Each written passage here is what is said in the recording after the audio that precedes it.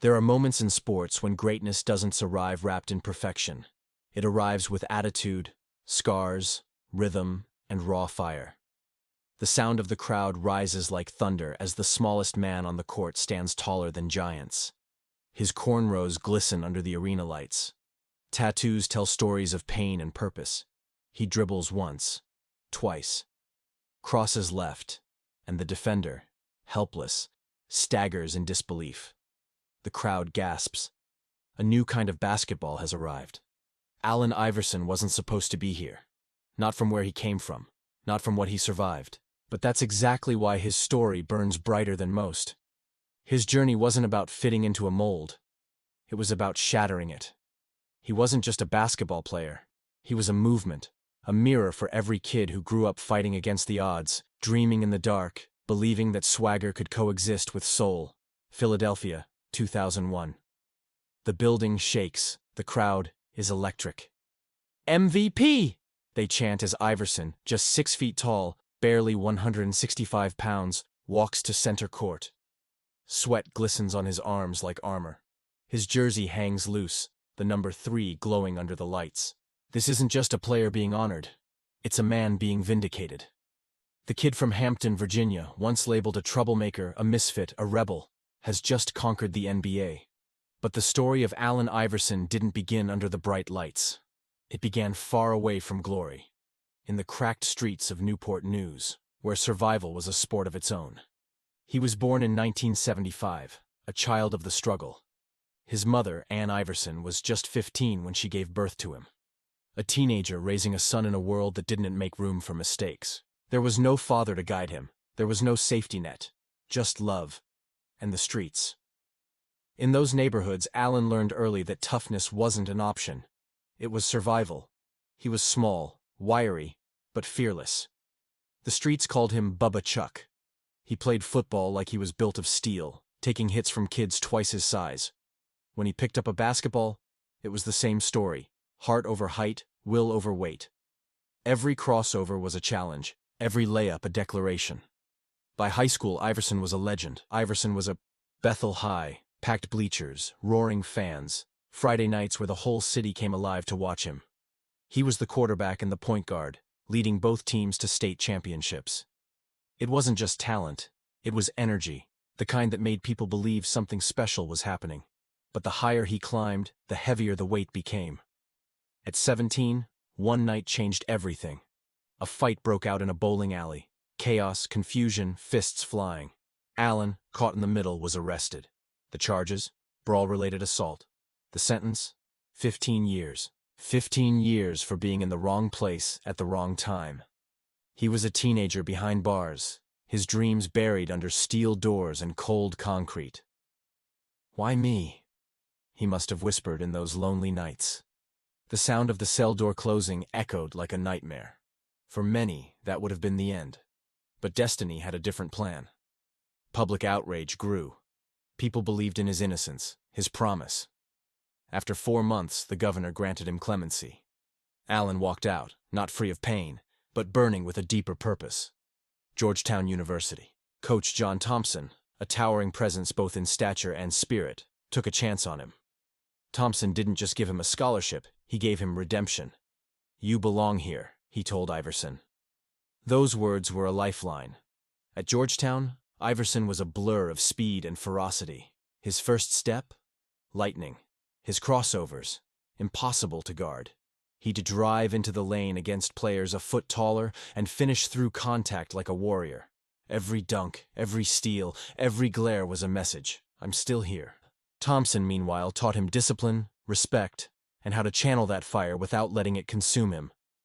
2 years later, the NBA came calling.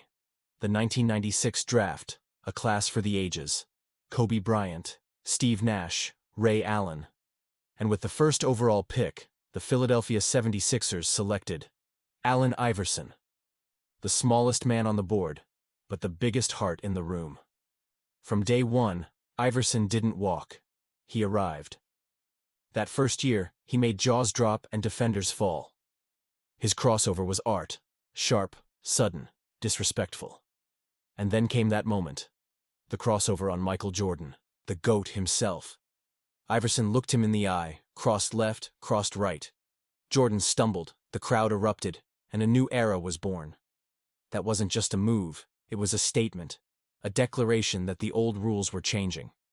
Allen Iverson didn't just play basketball, he lived it. His body was lean but indestructible. He'd play through bruises, sprains, even broken bones. He'd drop 40 points one night, 50 the next, with the same intensity whether he was facing legends or rookies. The crowd adored him because he was real, raw emotion, unfiltered confidence. Off the court, Iverson was revolution. Cornrows, tattoos, baggy clothes, jewelry, everything the league wasn't ready for. They called it rebellion. He called it authenticity. He didn't want to pretend. He wanted to represent the streets that raised him, the people who never made it to the NBA. He said, "I'm not a thug, I'm just being me." And millions of fans, especially kids who saw themselves in him, stood with him. But with fame came friction. The media labeled him difficult. The league tried to change him. The infamous practice press conference became part of sports folklore. "We're talking about practice," he repeated, his frustration bleeding through every word. To some it sounded arrogant, but underneath, it was pain. The voice of a man who gave everything on game night, whose body carried bruises like badges, and who just wanted to be understood. Yet, despite the controversies, Iverson's play spoke louder than anything else. The 2000-2001 season, his masterpiece. Every night, he was unstoppable. Floaters, pull-ups, fearless drives into 7-foot defenders. It didn't matter. He was the heartbeat of Philadelphia. That year, he led the Sixers to the finals, carried a city on his back, and won the league MVP. Then came Game 1 of the 2001 NBA Finals, the night he etched his name into eternity. Facing the mighty Los Angeles Lakers, undefeated in the playoffs, Iverson dropped 48 points in one of the most iconic performances ever. Late in overtime, he hit a jumper over Tyronn Lue, then stepped over him. Not out of arrogance, but defiance. That image, the step over, became legend, a symbol of fearlessness, of refusing to bow to anyone. Though the Sixers would lose the series, that moment immortalized Iverson as the face of early 2000s NBA swagger. He was the underdog who didn't care about odds, the warrior who fought giants and made them sweat. But behind the spotlight, life tested him again. Injuries piled up. His body, once unbreakable, began to fade. The same intensity that made him great also wore him down. There were clashes with coaches, trades, comebacks, heartbreaks. He left Philadelphia, returned again, and left once more. The cheers turned to silence, the arenas dimmed, and then came retirement. Quiet, painful, inevitable. The man who once electrified millions now faced the toughest challenge of all: life without the game. He struggled to adjust. The money faded, the headlines disappeared, but his impact never did. Because while others chased trophies, Allen Iverson gave something deeper: culture. He made basketball human. He showed that greatness isn't about perfection, it's about passion. Every crossover was rebellion. Every tear was truth. He didn't play to be loved, he played to survive, and in doing so, he made people feel seen. Ask any player from the next generation, LeBron James, Chris Paul, Stephen Curry, and they'll tell you, Allen Iverson was the inspiration. He made individuality cool. He showed that you could bring your whole self, your pain, your style, your story, onto the court. Today, Iverson's legacy lives not just in stats, but in spirit. His number 3 jersey still sells. His quotes still echo. His highlights still ignite goosebumps. But the greatest part of his story isn't to what he achieved. It is what he overcame. From a jail cell in Virginia to the Hall of Fame. From misunderstood rebel to cultural icon. And maybe that's what the answer really was. Not just the answer to basketball-esque questions, but to life's deeper one. Can you rise when everything's against you? Allen Iverson did. Every time he fell, he got back up. Every time they doubted him, he proved them wrong. If you listen closely, you can still hear it. The roar of the crowd, the squeak of sneakers, the sound of a heart refusing to quit. Allen Iverson didn't just play the game, he changed it. He gave it rhythm, he gave it soul. He showed the world that you don't need to be 7 feet tall to stand tall. You just need courage, and a crossover no one can predict. And as the lights fade and the echoes fade into memory, his words still linger in the air. I gave everything I had to this game, every single night. That's what greatness sounds like. That's what passion looks like. That's Allen Iverson, the answer. If Allen Iverson's story moved you, if it reminded you that no dream is too far and no obstacle too strong, then let this be your spark. Greatness isn't about where you start.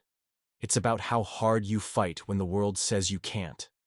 This is Behind the Medal, where we uncover the fire behind the legends, the pain behind the triumphs, and the truth behind the glory. Don't forget to like, share, and subscribe, because every story of resilience deserves to be heard. And remember, greatness doesn't wait. It fights, it bleeds, it rises, just like Allen Iverson. Behind the Medal, where legends live forever.